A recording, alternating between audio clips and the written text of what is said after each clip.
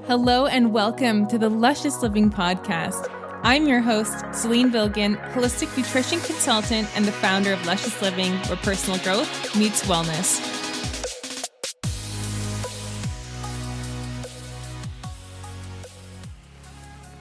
Ladies, we've heard that PMS is a feminine curse, and it's time to bust that myth.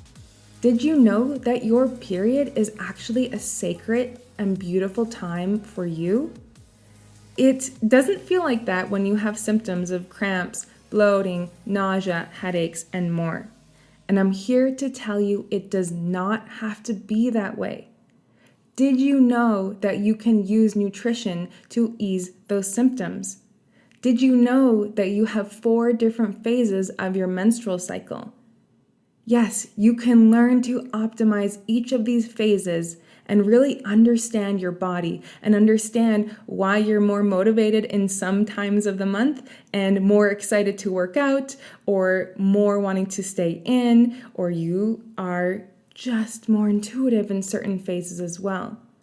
Learn to understand your body, love yourself even more. This is all talked about in my best-selling book, The Painless Period Guide. Grab a copy for you and a friend. The link to purchase is in the description. Hello, beautiful humans. Welcome back to another episode of the Luscious Living Podcast. Today, I wanted to talk to you all about my post-race thoughts, what worked, what didn't, what I would do next time. And really, if you are interested in running, I have a number of you who are, and how to get into running. And why on earth would you even have this as a goal?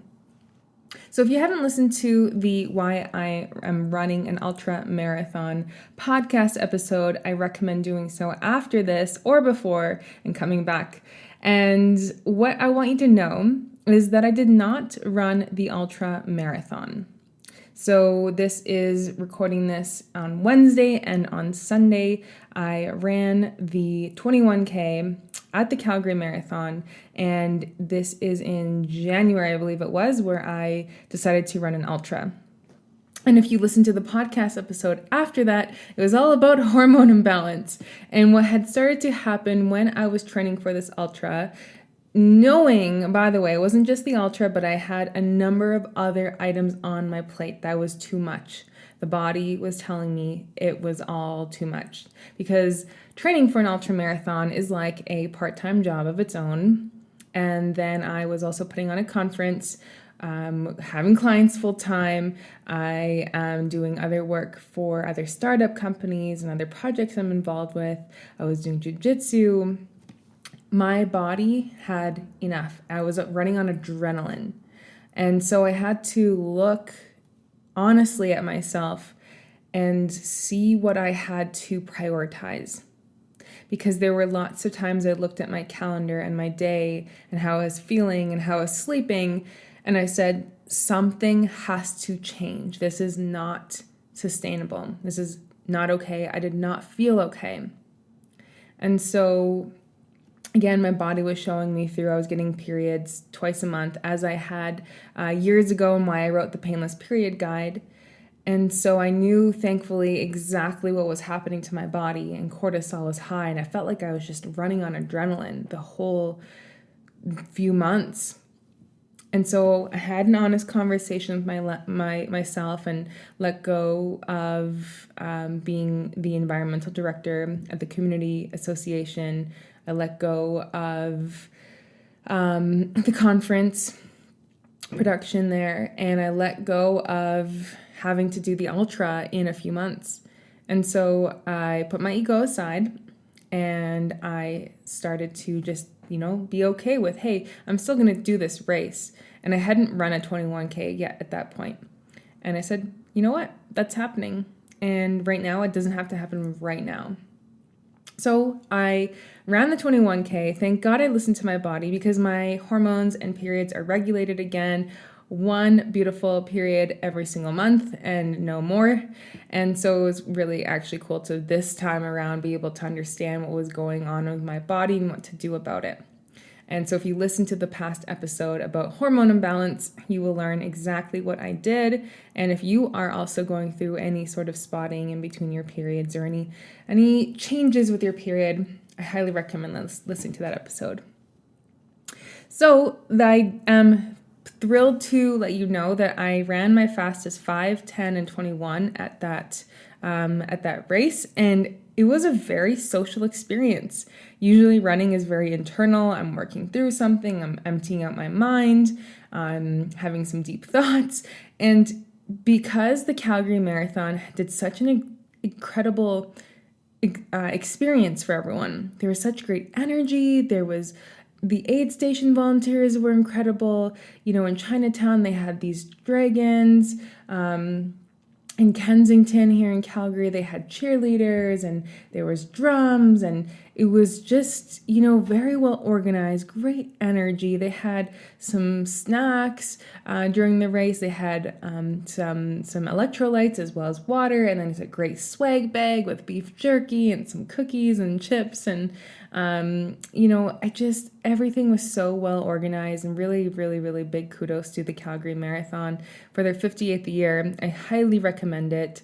It was so inspiring to see all sorts of people of age ranges and fitness levels do the marathon, or rather the 5K, and just see people walk through it, wheel through it, stumble through it, cry through it.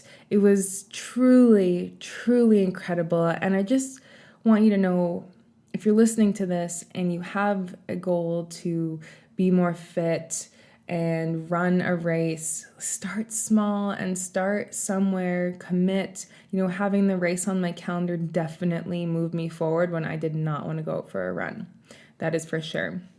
And so I was always, and it's funny because actually after my 10K a few years ago, my boyfriend said, well, okay, you're going to have to do 21 now. And I was like, why would I do that? That's stupid. That's silly. Like, I was so not about it.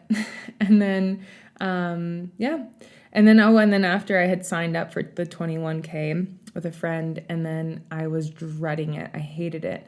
I hated every second of it. And, then COVID hit, and then I didn't have to do it. So I thought I would never, ever run a 21K. And then I was exploring the relationship with running, and I said, okay, well, I did say I was going to do an ultra, so I'm going to have to do it. And after being at that race, I'm looking at, actually tomorrow, I'm looking at my calendar for the next marathon and then ultra marathon over the next 6 months, which I'm really, really excited about. As for what I would do next time for the race, I would definitely have more carbs in the morning because I had my usual breakfast of eggs and vegetables, and I was too full. Like, it still took time to digest. And so next time I'm going to go with oats and maybe a little bit of walnuts and banana instead of having, and then maybe a little bit of protein, maybe protein powder, instead of actually having a lot of that food to digest.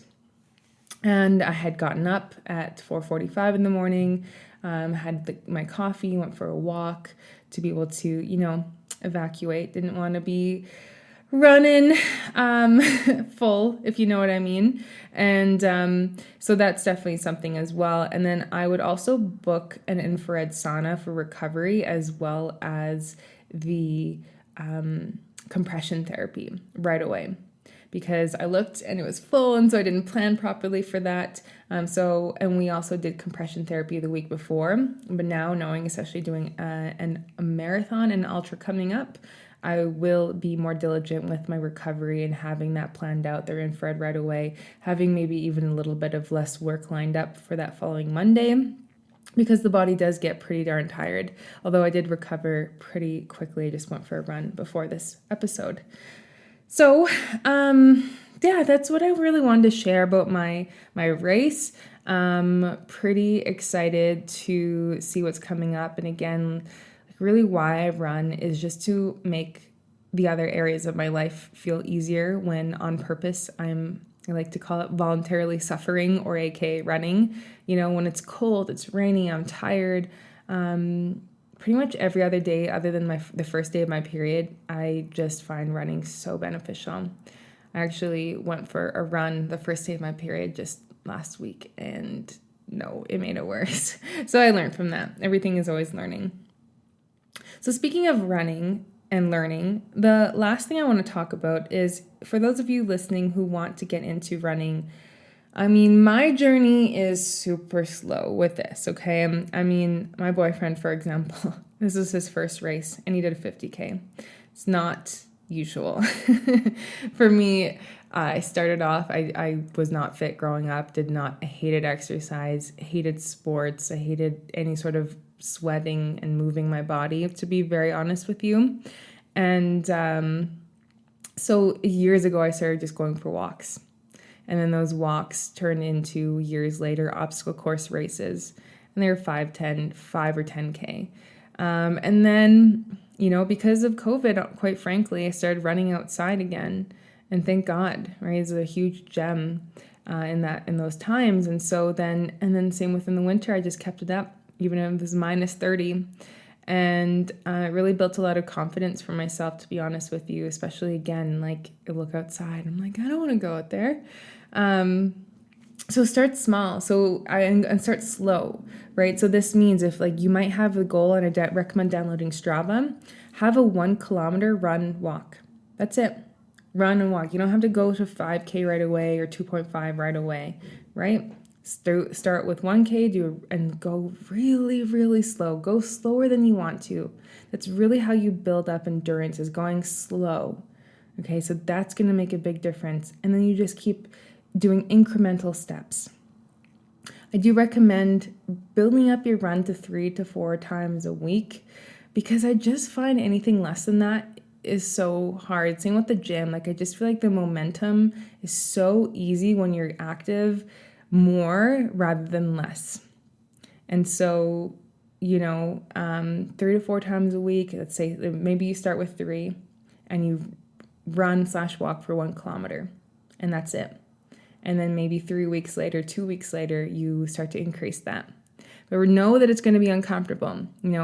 Know that you are going to experience discomfort and pain and soreness. And that's the name of the game. Like, we're so used to avoiding this pain that we allow ourselves to just be in our comfort zone constantly. And that's what I love about running, is it's very out of my comfort zone constantly. I still say I don't like running, which is funny, but weightlifting is so much more enjoyable, I find. But running does something else for me that nothing else does. And that's why I do it. And that's why I encourage you to get out there as well in any sort of weather. I get it. It's nice when it's nice out, but if you find that running on the treadmill is boring, I don't blame you. I hate running on the treadmill, and therefore I don't do it. And that's why I run in minus 30 where I live. And so anyways, I hope that this was valuable for you. Get out there. If you have any questions, please let me know, and I look forward to seeing you next time. Thank you so much for tuning in. Please give the show a 5-star review if you feel like you learned something new today. All of the mentioned links will be in the show notes. And also, are we connected on Instagram? Find me over at _lusciousliving_ and come say hi. See you next episode.